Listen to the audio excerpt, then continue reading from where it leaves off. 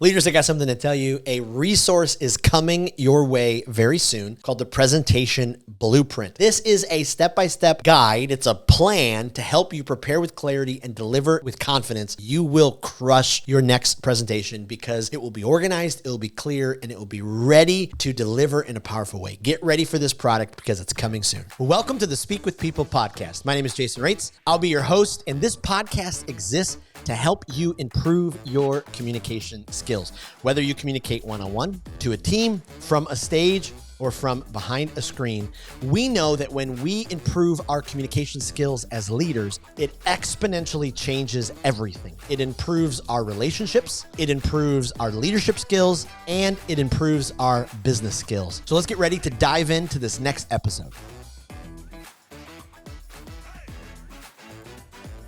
Let me take you back to 1994. I am a sophomore in college, and I'm in a speech class.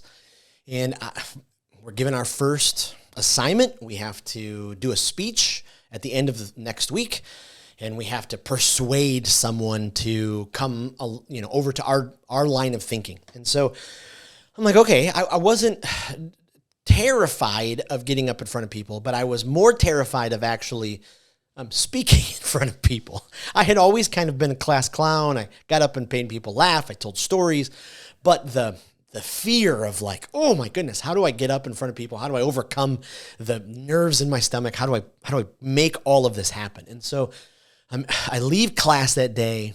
I'm racing off to my on-campus job, which was actually a pretty great job. I worked for the music office, and I did data entry in like one of those old school Macintosh computers. And then when that wasn't happening, I would hop on my bike and I would make mail deliveries, inner office department mail deliveries to other offices on campus. It was actually kind of fun because I knew everybody.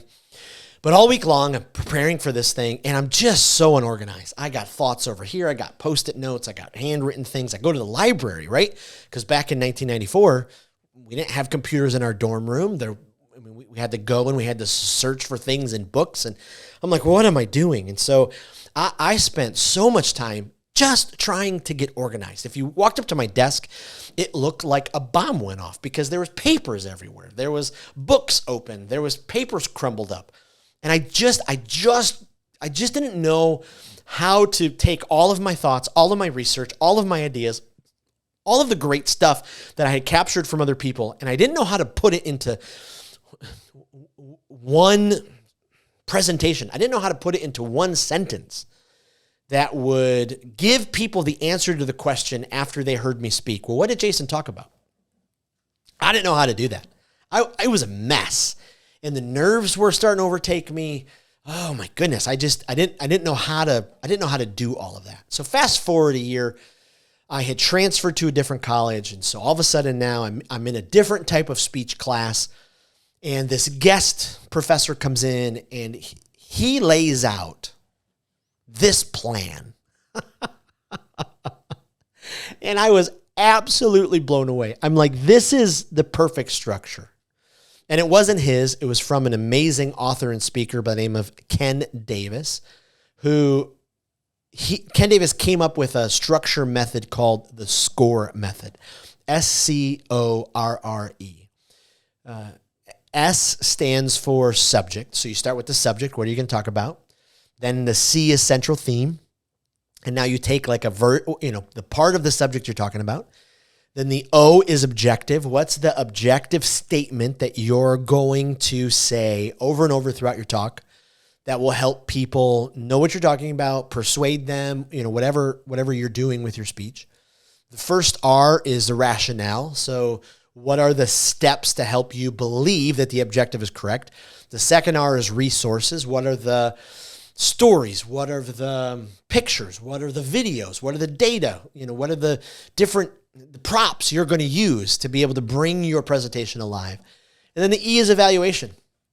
And I went so far, I used this method. And this method, I've used pieces of it in the presentation blueprint. It's definitely helped mold the presentation blueprint. I've taken the presentation blueprint on a little different angle, especially as I've studied how different generations learn, how different generations experience speeches and presentations. And so the presentation blueprint has kind of morphed away from it, but it definitely in my early years of communicating.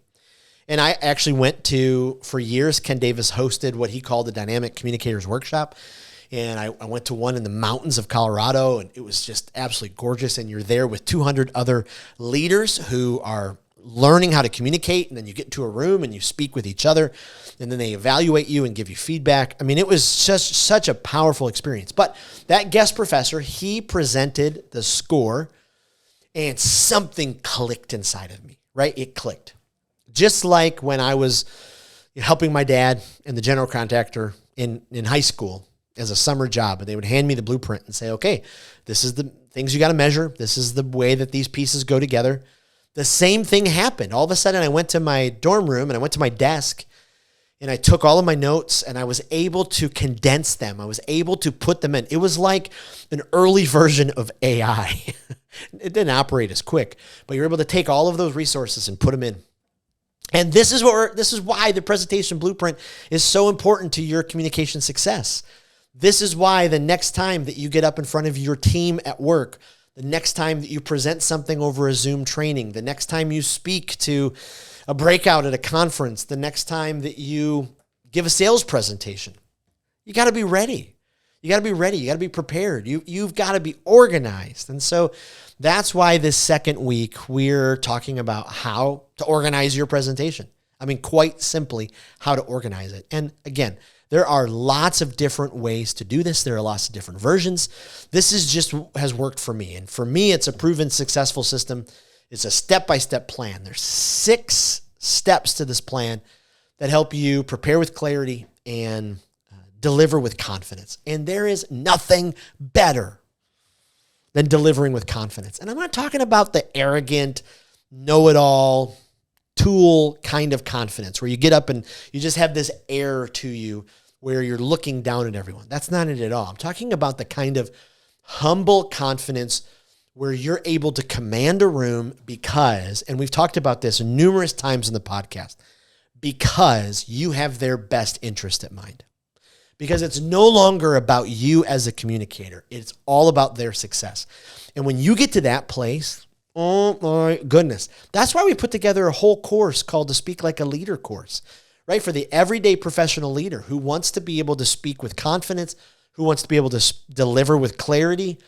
It's an 8-week video templates, charts, I mean, it teaches you everything you need to do to take your speaking and level it up. I mean, you can check it out, speakwithpeople.com/speaklikealeader. But we're doing this presentation blueprint series to give you more of a bite-sized version so you can succeed when you get up in front of your company, when you get up in front of the conference. Like joy. So let's go back to joy. If you remember the first episode, if you didn't listen to the first episode, I would highly recommend pressing pause right now, going back to episode 1, listening to it, because this story about joy is not going to make sense to you at all. So go listen to that. Those are the rest of us. Thanks for listening to episode 1. I would love to know what you think. Email me, jason@speakwithpeople.com. Would love to know your thoughts. Love to know if it was helpful, other ways that it could have been helpful. But back to joy. So now, fast forward the story. Joy now has a week and a half until the big national sales conference. And this is like her Catalina mixer, if you know the reference at all. I mean, this is a giant event. The entire company's been working on this for months. Typically, Joy is, behind the scenes, but she had empowered other leaders. She raised up other leaders to do the organizational things for the company that she's always done,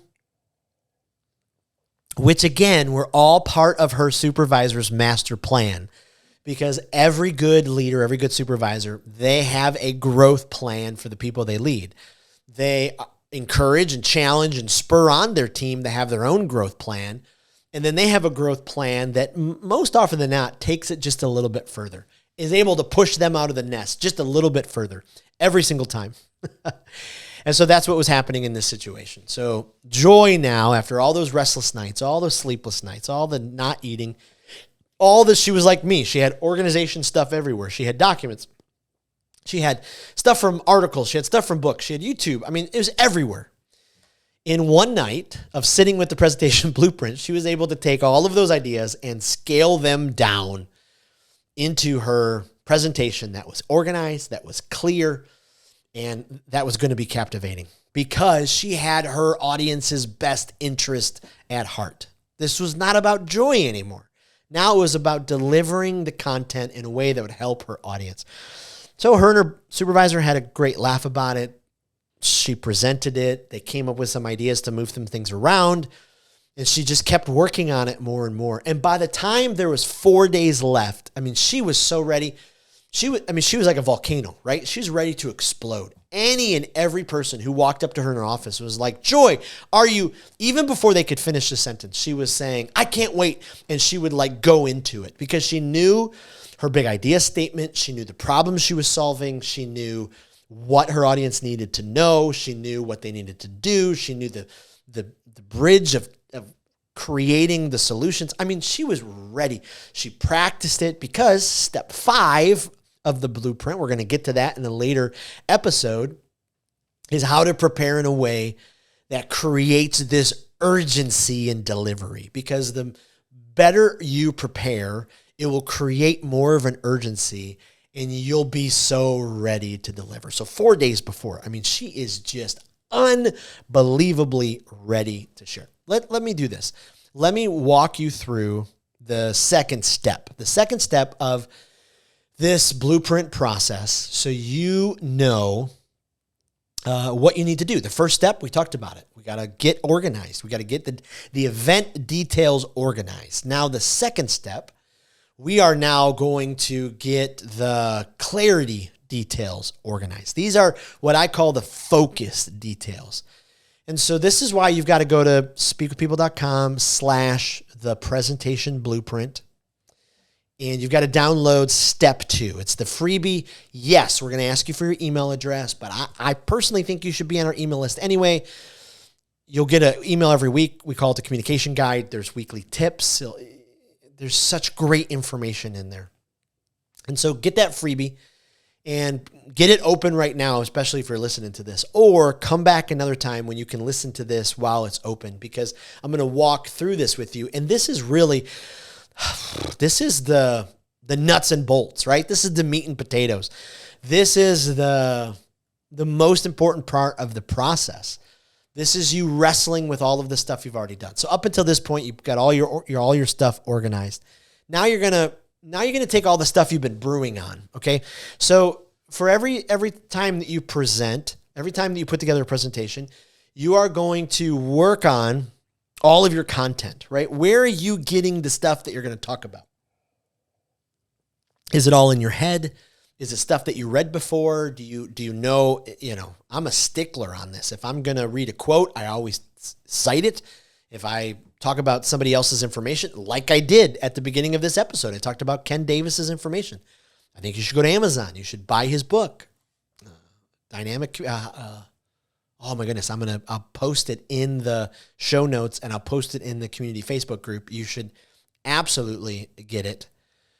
But you should also look at every different structure that's out there and find the one that works for you. And I hope, like Joy, this plan, the presentation blueprint, will work for you, because it's, over the course of 28 years, I guess, I've seen these 6 steps just bring incredible clarity and incredible confidence to leaders who have to present at all different levels, who have to stand up in front of their kids' kindergarten classroom and talk, to the leader who's making $20,000 for a keynote presentation. I mean, that's a different level of stress and presentation. This will work. This will work. It'll absolutely work. So if you have it open, you have step 2 open, you're going to start with the keyword.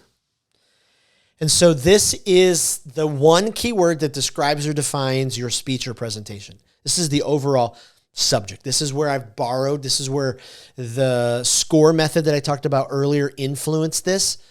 This is the keyword. And I use keyword because more and more in our SEO world, you've got to understand keywords. You've got to be able to say, what are you talking about? And then boom, you got to be able to have it.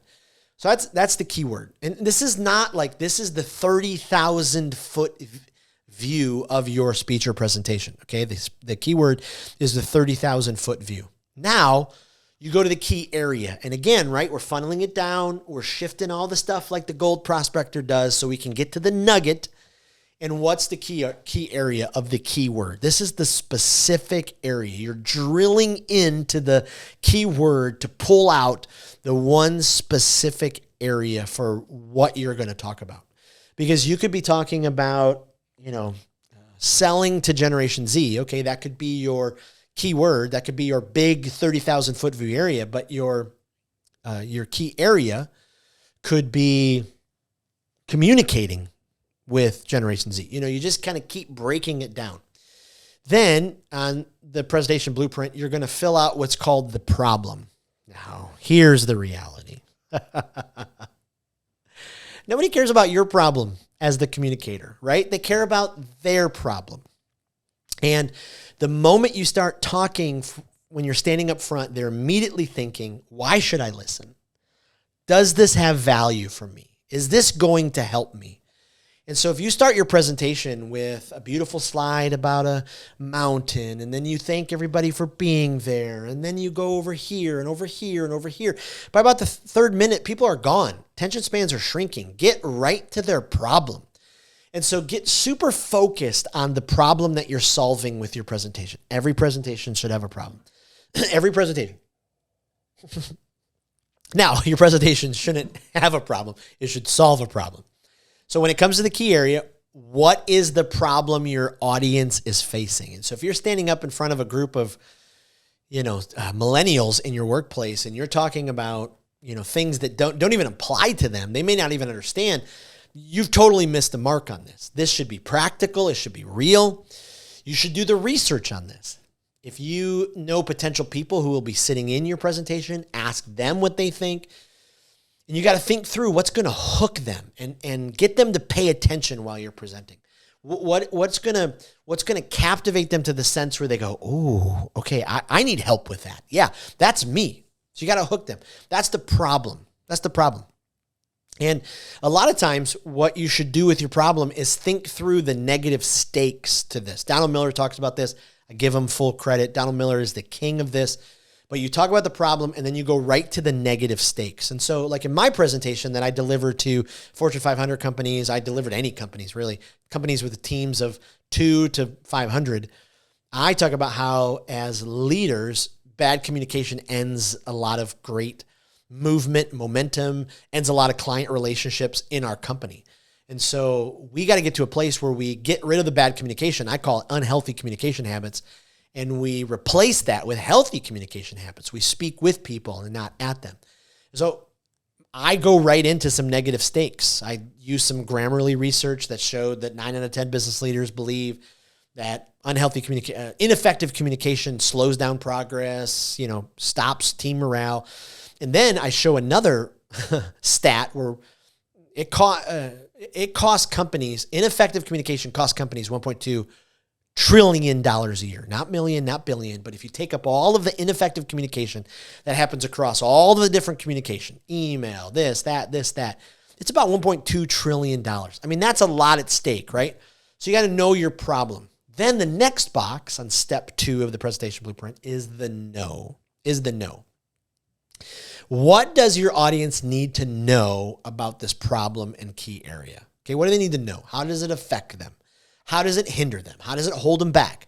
What is something that they may even not know about the problem?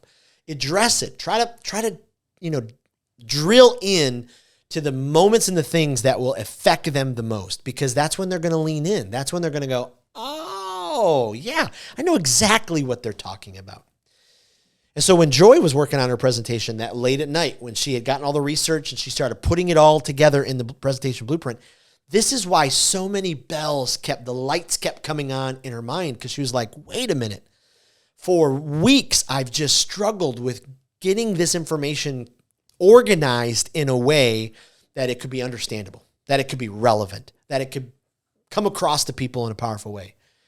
So this is why organization is your friend. This is why you got to keep your thoughts organized. And so this is why you've got to organize every single presentation, and you got to be diligent on this. Now you get to the you get to the Moneyball part of the presentation blueprint. The Moneyball part. If you don't know the reference, there's a great movie called Moneyball about baseball, the Oakland Athletics, where a data statistics leader figured out really a new way to approach putting together a team. And he looked at data a different way. And so they ended up winning 21 straight. They had a great season that year. And so now it's called, the Moneyball effect. So the next part in your presentation blueprint in step 2 is the big idea. The big idea. I call it the big idea. A lot of people call it the one-liner. If you're like me back in speech class in 1994, it was called the premise. People call it all different things. For me, it's the big idea. It's the idea that's going to like captivate people. Oh, I never thought about that before. Oh, now here's the thing about the big idea. It helps bring solution to the problem. It's the one thing that you want your entire audience to know about the content and their problem. It should be memorable. It should be repeatable. It should be actionable. This should be something that they should walk out and go, boom, I can do this right now. It helps create the solution. That's why it's the big idea. It's something that you'll repeat throughout your delivery, and it's something that you should take time with. You should wrestle with. You don't put it together like flippantly. You really take your time and you wrestle with the big idea statement. And you have all this information that you've already assembled. And so you take all the information that you've studied, you take all the quotes, you take all of the books that you've read, you take all the best ideas, you sit on them, you think about them, you start putting all this information into the presentation blueprint, and you get down to that big idea statement. And you wrestle with it, and then you finally do it. Now, the next part is what I call the bridge. This is what I call the bridge. This is the main points, okay? This answers the why question, okay, to what your audience is thinking. Why does this matter to me? Why does it matter to me? Like, why should I listen? Like, who cares? Is this really the solution to the problem? Yes, this is so important. And they're asking, how will this help me? So you give them a 3-step plan that proves and backs up your big idea statement. And so why 3 steps? Because through the dawn of time, people have learned in 3 steps. There's just something about 3 steps that trigger in the brain. Donald Miller has tons of research about this. It's why Hamlet wrote in 3 acts. It's why, if you're doing like, the 17-step plan, people are not listening to you anymore. That's fine if you're doing a proposal and a packet, but when you're getting up in front of people, you should think in 3s. You should think in 3s. A lot of times people in presentations will do the why, what, how. Why, what, how? Why will this help me? What do I need to do? How can I use this? That kind of thing. To me, it's you take the big idea and then you have these 3 points that back up. And each point then has a story that goes along with it, and it has a subpoint, a story and a subpoint. Then point number 2, story and a subpoint. Point number 3, story and a subpoint. And so they're a bridge. They hold up your big idea statement. That's what they do. That's what they do. And so then I have the next in the box in the presentation blueprint in step number 2 is assets. And now I call all the creative moments in your talk, I call them assets. These are the creative elements that bring interest, that bring clarity, that bring focus, that bring fun to your speech, your talk, your presentation. This could be statistics. This could be charts, graphs, images, videos, props, giveaways, stories. One of my friends and a leader that I admire in an amazing way, her name is Dr. Christy McMullen. She's been on this podcast before. She's actually written a book on giving presentations. She calls herself the sticker lady, and it doesn't matter if she's in a room with Fortune 100 executives or a room full of teachers. She always has stickers, and she gives out stickers to people as they walk in, and they become part of her presentation. What are those assets that are going to make people listen to you and want to learn what you're talking about? Then we're almost done with step 2 of the presentation blueprint. Then we talk about the do, or the call to action. This is at the end of your speech or presentation. This inspires people. This encourages them to make a decision to improve their life, or to buy your product, or to vote the way that you want them to vote. Whatever it is, you're persuading them, you're informing them, whatever you're doing with your presentation. You're using everything. And this answers the how question. How can your audience experience the solution that you've presented? Whew, I get so excited about this because I know for some of you, you're going to be like Joy. You're going to go from absolute dismay, absolute dishevelment to, okay, I may never be Oprah or Simon Sinek in front of people, but I can be me and I can present in a clear way. I can do it with confidence and I'm going to crush it. I'm going to crush it. And so now you write out that call to action. Then the last thing that I do is I write the title because I want to get all this information first. I used to write the title first. And then, especially more and more in this clickbait world, at the very end, I now think of a title. And I know people who do presentations all the time. They go over, they put all their information in the ChatGPT and they say, hey, what would be a great title for this? Because you got to think through a title in a YouTube SEO type world, right? Because if you're doing this presentation, I would film it, I would put it on YouTube, and if people are going to find it, what are the SEO, ways that they're going to be able to find it? And so back to Joy. Here's the thing about Joy. The morning of the presentation, Joy woke up in her hotel room. The National Sales Conference is a big, giant hotel. She loved going to it because the hotel was awesome. They had an awesome bed. It was comfortable, had everything going on. She wakes up, and yes, she has some nerves, right? But for the most part, the nerves have been replaced with an urgency to help her audience. See, this is what the presentation blueprint really does. It replaces the nerves. It helps you prepare with clarity. It helps you deliver with confidence so that you can help your audience. You can provide solutions to their problems. So the morning of, Joy is just, oh my God, she's filled with joy. She is. She gets a text from her supervisor. She's getting texts from different coworkers. She's getting texts from different people who are at different branches of the company around the country because they're all gathered together. She goes to her breakout room. It's a standard breakout room in a hotel. She plugs in her laptop. She's got her slide deck ready to go. She makes sure her clicker's working. The tech person puts the mic on her. She stands up front and she kills it. I think kids these days would say she slays. I don't know if they still say that, but she just absolutely crushes it. Was it at a version of, you're going to hear at a TED Talk? No, but for Joy, she went from good to better to maybe even best for what she was gifted to do. And that's what the presentation blueprint does. That's why I'm so excited to get this in your hands. So here's what I need you to do. Here is your next steps. If you've not gone to speakwithpeople.com/the presentation blueprint, go now. Download step 2. You'll just get access to a Google document. You can cut and paste step 2 and put it in your documents. And you actually use the template as you're preparing.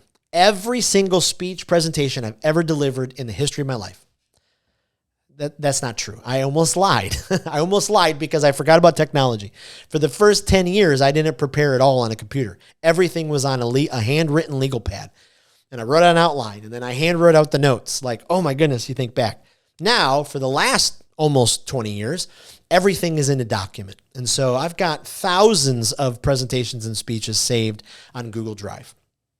And so you cut and copy the template that's from step 2, the freebie. You put it in your document for your next speech, and you go to town, and you start to prepare. And then make sure you sign up for the free webinar on May 23rd. And we're going to do it over lunchtime, 12:30 Eastern time. So our Central Time people will be an early lunch. Our Mountain Time, it'll be a little bit earlier, but you can grab it with us.